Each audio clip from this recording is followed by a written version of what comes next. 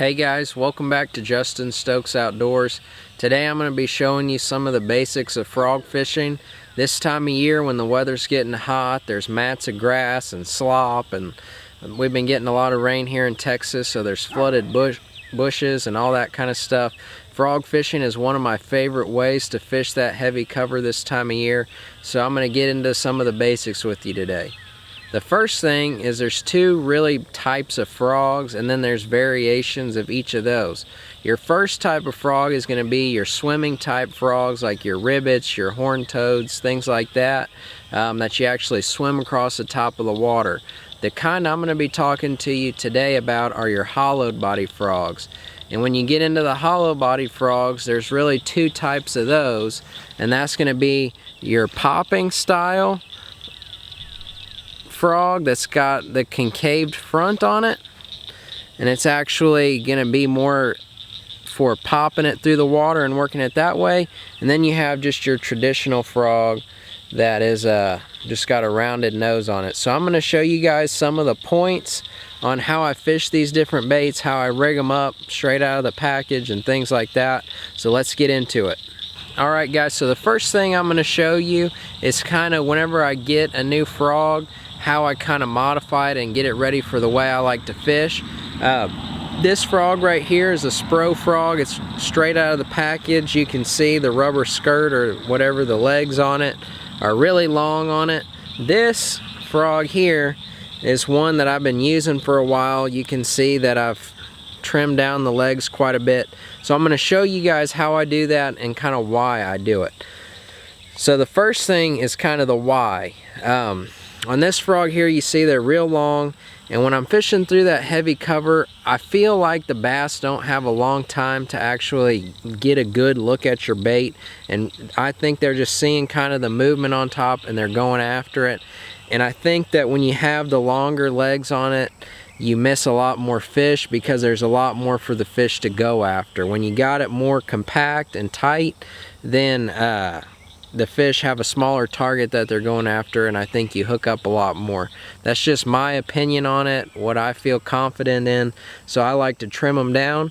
I just use some scissors, and we'll get into this a little bit more later, but if you're just wanting, if on this rounded frog like this, my favorite way to fish it is kind of a walk the dog, back and forth, zigzagging it.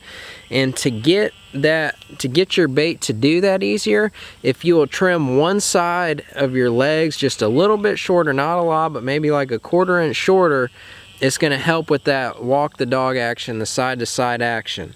So I'm just going to leave, I don't know, about 1.5 inches.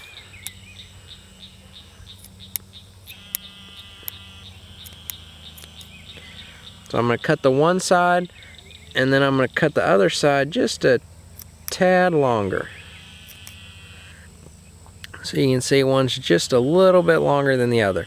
And that's really, it's going to make my frog a lot more compact, and then it's also going to help me with my walk the dog action. Alright guys, next let's talk about the gear that we're going to use. Whenever I'm frog fishing, I like to go with, if I can get away with it, I like a medium heavy rod. I want plenty of backbone to get the fish out of the thick cover, but then I also want a good soft tip for being able to work my frogs the most effectively. If it's super heavy cover and the fish are just deep down in it, then I'll go to a heavy action rod. But you lose a lot of action using the stiffer rod. So if I can get away with it, I like to go with the medium heavy. But if I have to go on up to the heavy, I will do that sometimes. I like to throw it on 50-pound braid. The reason I like to go with braid is twofold. One is that braid floats, so it keeps your frog up on top a lot better. If you go with a fluorocarbon line, fluorocarbon sinks, and so it's always going to be wanting to pull your nose of your frog down, and even just a little bit of drag pulling your frog down is going to mess up the action.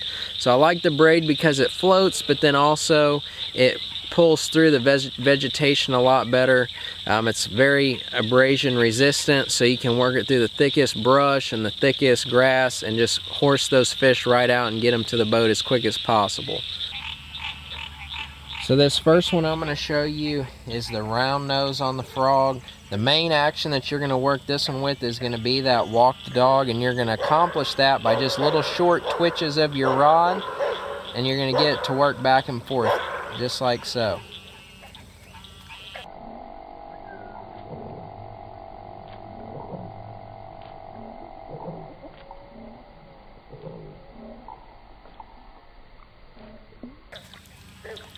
So times that I'm going to opt for more of the round nose frog over the popping frog is going to be a lot of times whenever I want to skip it with that rounded nose on it, it's going to skip a lot better. So if I'm trying to fish under overhanging branches or boat docks or things that I'm trying to get it up underneath, I'm going to opt for more of the round nose frog. For a lot of my fishing through lily pads and grass and things like that, I prefer the popping frog. I just feel like it gives a very natural spitting presentation that looks more like a shad or a bait fish busting on the top. But then again, you can skip them, but it's just a little bit more of a challenge, so that's when I'll go for the more round body frog. But again, you're just going to cast it out there, and you're just going to little short twitches with your rod, and you're going to get that bait to walk back and forth. Next up is going to be the popping frog.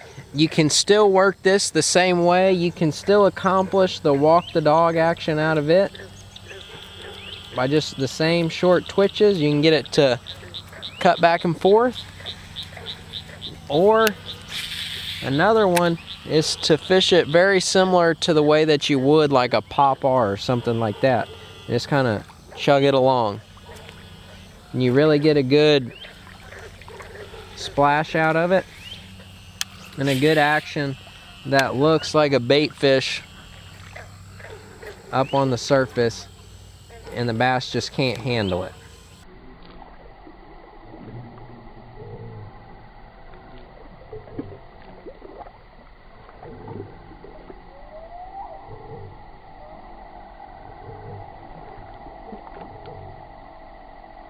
Just play around with it, try different things, see what works best for you and the situations that you're fishing.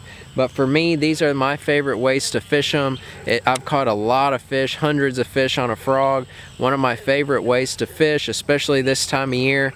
If you guys will try some of these tips out, then I promise you're going to catch more fish on your frogs, and there's no way that's more fun than catching fish on a topwater frog. So I hope you guys enjoyed the video. I hope these tips help you out, and send me some comments of the fish you've been catching on your frogs trying out some of these tips. Thanks guys. Bye.